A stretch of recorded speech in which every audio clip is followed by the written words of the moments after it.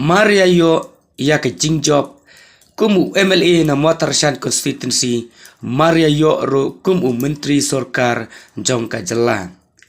Ubahab syakler warjri na do haki rensan ya lap election. Ula jukren ya ke jingiet ya ke paiba bat ula ongru ba andanga la job ngandon bat kano ke sorkar. Ula jukren haki rensan ya lap election. Ula ong ba unyang haka nongrem jongka parti HSPDP bat lada ujob yo lese kamdap ka majority bat form ya ka sorkar handrai unya trelang bat kanu ka sorkar bat ulong ru minister knang ban la banyarap ya ki jing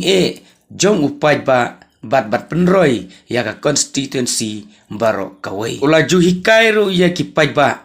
ba kin long ki bas nguret ula juhikai ru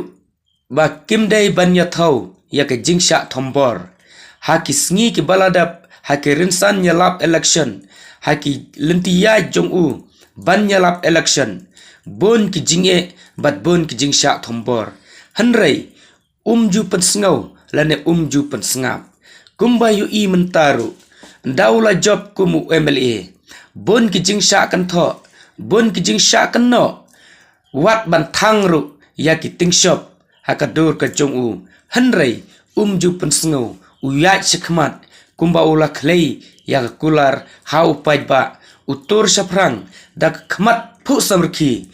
utur saprang dak mensim basenrang bat uso batyang ulong ba uyo kumu minister watla ujob hakasin ke banikong na ka Motarshan constituency ki paiba jong ka Motarshan constituency ki sngo keman ki yo MLA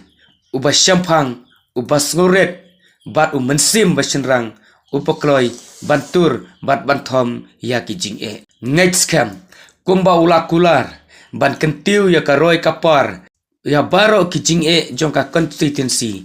ngai bahaki ni kisngi ki banwan ka constituency kan long ka jing mentoy bat kan yo shibun kilat jing yarap ki kampen roy na ki kun samla baper bat ke lenti ki sinkin ke umbam ke umdi ha ka jing tristom bat ka mensim ka bau bahab syakler wajri udan kumba ulak lay ha ki rinsan yalap election